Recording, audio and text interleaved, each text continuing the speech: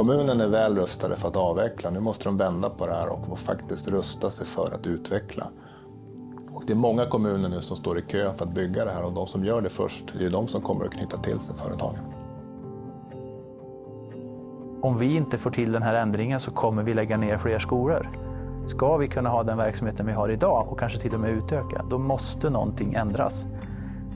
Och det räcker inte med trevlig natur eller fint, utan det måste vara en game changer. Det måste vara någonting rejält som händer. Och i vårat fall, elintensiv industri.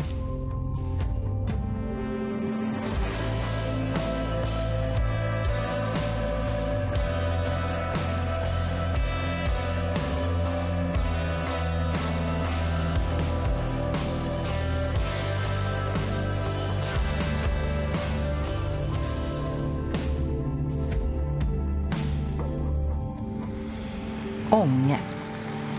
En industriort och en järnvägsknut med drygt 9 000 invånare. De senaste 20 åren har kommunen tappat 2 000 invånare. Och i slutet av 2019 fick Ånge ett chockbesked. Sågen i Östavall med ett 100-tal anställda skulle läggas ner. Nedläggningen beskrevs av kommunalrådet Erik Lövgren som ett hårt slag och en epok som gick i graven. Det var 100 arbetstillfällen, kanske 20-30 underentreprenörer minst i en ort där det inte finns några andra arbetstillfällen, i en del av kommunen där det inte finns så mycket industri överhuvudtaget. Alltså 100 stycken i Ånge på 10 000 invånare eller 9 000 invånare lätt räknat. Det är 1000 i Sundsvall, det är 10 000 i Stockholm. Under nedläggningen av Östavall färdigställdes en stor vindkraftpark med 56 vindkraftverk i närheten av Haverö utanför Ånges tätort. Innan och under byggnationerna genomförde kommunen ett förankringsprojekt tillsammans med Energimyndigheten. Syftet var att maximera den lokala nyttan av vindkraftetableringen, eller värdebehållningen som kommunen uttrycker det. Man behöver jobba med lokal värdebehållning, och att det är jättesvårt för våra politiker, utan att vara politisk nu då, så är det jättesvårt för dem att motivera en vindkraftsetablering om vi inte också jobbar aktivt med frågan om vart finns värdena. Jag skulle ju säga att våra politiker i vår lilla kommun är ju privatpersoner. Vi har väldigt nära mellan våra medborgare och våra politiker. Då behöver man också jobba med individerna. Ytterligare drygt 80 vindkraftverk står snart klara i 2 parker strax söder och sydost om Ånges tätort. Flera ytterligare parker är tillståndsgivna, medan långt fler vindkraftprojekt väntar på tillstånd. Koncentrationen av förnybar energi gjorde att ett av vindkraftbolagen, Res Nordics, började titta närmare på en affärsmöjlighet. Och så säger Res Renewable, det engelsktägda familjeföretaget som sysslar med vindbruk, vätgas, solceller och batterilagring. Vi vill bygga en vätgasfabrik där. Och då sa vi, ja, det låter jättekul. Så vi tecknade en avsiktsförklaring med dem. Men det som har hänt sen, det överträffar alla förväntningar. Idén från början och anledningen till att vi började titta på just vätgas var ju att som en kraftfull energibärare, och med tanke då på mer förnybar energiproduktion i området, så ett sätt att balansera för vind och sol då. Det stora intresset från olika håll har också lett till att det som från början skulle bli en stor vätgasanläggning sannolikt blir betydligt större. Därför är den nybyggda kraftstationen Tovåsen på gränsen till Gävleborgs län ännu en viktig pusselbit. Alltså att man kontrakterar sig från början för en 20 megawatts fabrik som då betecknas som världens största fristående vätgasproducent. För att sen räkna med att om 5 år, 3, 4, 5 år, ha en 5 gånger så stor på 100 megawatt.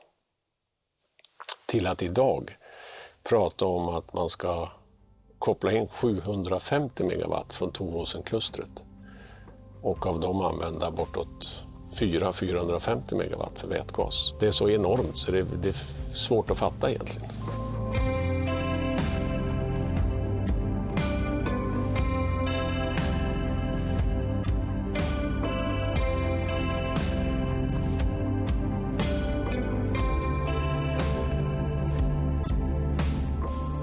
Miljoner årston av vätgas kommer behövas nere i Europa.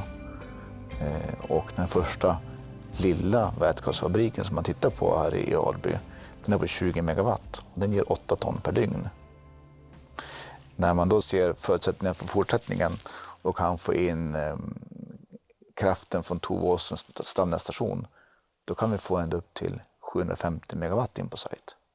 Och det innebär att förutsättningarna för att tillverka vätgas är ju enormt stora. Vätgasanläggningen ska ligga här, på en skogstomt i den gamla industribyn Alby, 10 kilometer från Ånge, där flera industrier finns sedan länge. Tanken är att vätgasanläggningen ska bli grundstenen i ett cirkulärt kluster av företag som på olika sätt kan dra fördel av vätgasen eller restprodukterna från tillverkningen. Ytan vi har för detaljplanen är i dagsläget 134 hektar. Med goda markförutsättningar. Det är en greenfield-anläggning, inga föroreningar mark. Så det finns ju väldigt goda förutsättningar att bygga där. Den ligger väldigt nära riksväg 83. Så logistikmässigt så ligger den ju bra till också. Från att vi kommunicerade och fram till idag och fortsatt så har det varit ett stort intresse. Det är intresse på många olika håll. Det är allt från att man är intresserad av att arbeta på en vätgasanläggning. Man är intresserad av att arbeta på någon av kanske tillkommande industrier. Man är intresserad av att vara leverantör. Man är intresserad både som potentiell konsument, alltså olika off-takers som vi kallar det, både för vätgas, syrgas och spillvärme. Och också ett stort intresse från investerare av olika slag. Så att det är intresse på bred front och det har inte avtagit sedan vi gick ut och började prata om det eller projektet blev officiellt. När vätgas tillverkas sker energiförluster. Främst värmespill, men även syrgas bildas. Båda dessa restprodukter går att sälja och det gjorde att helt andra intressenter började blicka mot Ånge. Big Aqua is about producing sustainable protein in industrial symbiosis with the other industry. Our first project is 3,000-ton rainbow trout farm in industrial symbiosis with RES, producing hydrogen. It splits the water onto hydrogen and oxygen is a side product for RES. But at the same time, it can be used to oxygenate the fish water. For every kilo of fish produced, it's around 50% of oxygen needed. Big Aqua är ett startupbolag inom landbaserad fiskodling. Det som gör bolaget unikt är att de aktivt söker sig till industrier vars restprodukter de kan ha nytta av. Ett exempel är massaindustrin som avger spillvärme. Den värmen kan Big Aqua använda för att torka sina egna restprodukter som slaktavfall och fiskarnas avföring. Many raw materials can be dried to be further distributed. Sludge is rich of nitrogen and phosphorus that is so needed in agriculture. So by using the drying method you can turn it into fertilizer. Den första aktören att visa intresse för Res Nordics vätgassatsning var Permascand. Ett elektrokemföretag som funnits i Ånge kommun i 51 år. Idag är hela verksamheten inriktad på att minska sina kunders miljö- och klimatavtryck. Och en allt större del av affären är komponenter som effektiviserar just vätgastillverkning. Bygger man vindkraft, solkraft, vattenkraft och kopplar på vätgasen så öppnar man ju upp en enorm marknad där många företag kan knyta till sig. För att ingen kan få lönsamhet i en vätgasanläggning själv utan många företag som har behovet måste gå ihop. Nu bygger man anläggningar för att kunna göra den här omställningen snabbt. Man håller på som sagt med vindkraft. Det finns 2 annonserade vätgasanläggningar. Till de här anläggningarna så har man ju kopplat på ett antal företag som man redan idag har skrivit kontrakt med. Och det är flera ytterligare som står i kö som är många gånger större än vad man just nu har sagt att man tänker bygga. Så att börjar man att bygga så kommer det här att växa och bli större och större. Och det kan bara gynna omgivningarna, Ånge kommun, att man för en gångs skull vänder trenden av att minska utflyttningen och vända den till att faktiskt bli inflyttning. Kommunen är väl rustade för att avveckla. Nu måste de vända på det här och faktiskt rusta sig för att utveckla. Permascand anställer hela tiden just nu. Och samarbetet med Res Nordics ska bli Permascands forsknings- och utvecklingsanläggning. Syftet är att testa och utvärdera sina komponenter för vätgastillverkning. Den affären kommer enligt vd Peter Lundström bli enorm. Vilket förstås ökar behovet av att anställa. Det är vårt enskilt största tillväxtområde för framtiden. Så att det är där vi lägger våra resurser och all tid och bygger en plattform och bygger som sagt ett företag som ska kunna vara med och säkerställa leveranser för vätgasfabriker. Och dessutom ska vi kunna serva dem och säkerställa att de supporteras under hela sin livslängd. Vi har väl rekryterat ungefär ett 20-tal bara i år och vi växer som sagt med mellan 25% och 50% per år. Så att det är klart att Permascand kommer vara ett mycket större företag i framtiden än vad det är idag. Och att vi anställer allt vad vi orkar, det står helt klart. Och Ånge är bara ett i raden av exempel på mindre orter som är på väg in i den gröna industriella revolutionen. Förutom de mer kända klustren Hybrid i Luleå och Northvolt i Skellefteå, som enligt regeringens samordnare kommer att kräva ett tillskott på 100 000 människor till de båda länen över tid, så finns en mängd exempel på liknande, fast mindre projekt i landet, alla kopplade till vindkraft. Med vindkraftsproducerad vätgas och infångad koldioxid från skogsindustri och värmeverk ska bolaget Liquid Winds planerade fabrik Flagship One i Örnsköldsvik börja producera fossilfritt fartygsbränsle. Den så kallade e-metanolen börjar produceras 2025. I Långsele, Sollefteå kommun, ska det tillverkas fossilfritt flygbränsle av biomassa och grön vätgas. Bakom investeringen står energibolaget Uniper tillsammans med ett sydafrikanskt bolag. Skyfuel H2 väntas ge uppåt 200 arbetstillfällen. I Sundsvall kommer Liquid Winds andra fabrik för fossilfritt fartygsbränsle, Flagship 2, att realiseras. Med grön vätgas och infångad koldioxid från Sundsvall Energis värmeverk Korsta ska än mer e-metanol till fartyg tillverkas. I Härjedalen finns långt framskridna planer på vätgasproduktion till bland annat tunga transporter på väg och järnväg. Franska bolaget Life står för satsningen och liksom i Ånge behövs det någon som vill köpa spillvärme och syrgas. I Bergslagen kommer ett kluster av flera projekt att bildas längs med E16. Från Gävle via Sandviken och Hofors till Borlänge. Det handlar om grön vätgasproduktion till ståltillverkning, tankstationer för vätgas och komponenter till bränsleceller. Här satsar företag som Sandvik, Volvo, Hitachi ABB Powergrids, H2 Green Steel och Japanägda Ovako. Och listan kan göras lång. Västerås, Karlstad, Göteborg, Mariestad, Oxelösund, Trelleborg, Gotland, Finspång, Ljungby. Men det är förenat med viss huvudvärk att få den här typen av investeringar. Speciellt till mindre orter. Ånge som länge rustat sig för just avveckling måste helt plötsligt byta strategi. Något som påverkar hela kommunen. Alla anställda måste förstå vad som är på väg att hända. Vi ska bli 1000 näringslivsutvecklare, mer än 1000 näringslivsutvecklare. Alla anställda på Ånge kommun behöver hjälpas åt för att möta den utveckling som sker utanför den kommunala organisationen. Just nu så investeras det ju enorma pengar i privat sektor. Och vi ser att det är inte bara under 2022 utan det fortsätter fram till 2027 åtminstone. Vi har 500 till 1000 nya jobb kommer att finnas på plats i Ånge kommun inom en väldigt, väldigt snar framtid. I vår översiktsplan så planerar vi för 2000 nya invånare.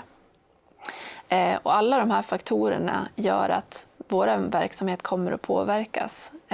Och vi är van vid att avveckla snarare än att utveckla. Det är en ganska stor förändring för oss. I ett akut skede, om man får kalla det så, när man liksom på egentligen ett halvår ska ställa om från avväxling till utveckling, så var det ju rakt av markexploatering, planarkitekter, det här för att möjliggöra själva industrin.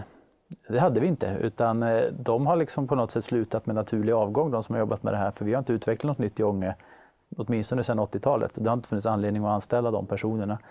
Så i det akuta skedet så var det ju det. Alltså, hur gör vi nu då för att få ordning på våra områden, våra planer, våra möjligheter där? Det har ju varit den största utmaningen hittills. Nu är det bostäder. Vi har gått från en vakansgrad på över 11% i det kommunala bostadsbolaget till en vakansgrad på 2,5% på under ett år. Så att uppenbarligen finns ett klart ökat intresse av att bo här. Och sen är det mycket också som under exploateringstid. Men bostäderna är det svåraste just nu. Förskolor, skolor, kommunikationer, byggnationer, tillståndsgivning. Ja, Ånge kommun ligger efter. Redan innan investeringarna ens har blivit av. Och svårast är det med bostäder. För när satsningarna börjar märkas, ja då är det människor som kommer först. Då måste den kommunala servicen redan finnas på plats. Största svårigheten på kort sikt är ju att vi måste lägga ut massa pengar nu. Vi måste lägga mycket resurser på att skapa vårt gröna campus, nya elintensiva industriområden. Vi måste skapa förutsättningarna för inflyttning. Allt det här kostar pengar. Vi får inte pengarna förrän folk har flyttat in och etablerat sig och börjar betala skatt i kommunen. Så det är ju 3 år kanske nu där det här är rena förlustaffärer som vi måste hantera. Vi har avsatt pengar för lite sämre tider så att vi kommer ju klara det på det sättet. Men det är klart, det är ju där det kostar och vi får inte tillbaka det förrän om några år. Enligt den nya översiktsplanen kommer Ånge ha 2000 nya invånare år 2040.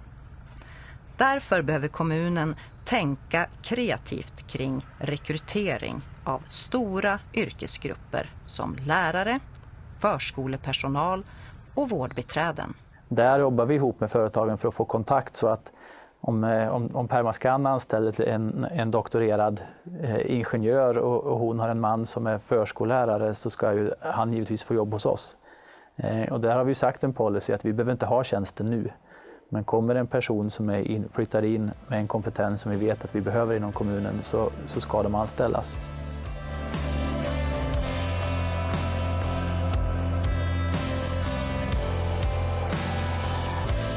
Sedan den här filmen spelades in hösten 2022 har det redan hänt massor. Förutom att 2 vätgasanläggningar ska byggas vill danska företaget Everfuel köpa mark och bygga tankstationer och vätgaslager. Ett testcenter för tunga vätgasfordon planeras i Östavall och satsning på en yrkesutbildning till vätgastekniker drivs på av kommunen. Och fler satsningar och investeringar lär komma. Och med dem ett ökat tryck på kommunens alla anställda. Arbetsbelastningen är väldigt hög på många år, så är det. Men samtidigt tror jag samma sak där, att ibland så måste jag vara den där elaka gubben som kommer och beskriver en dyster framtid.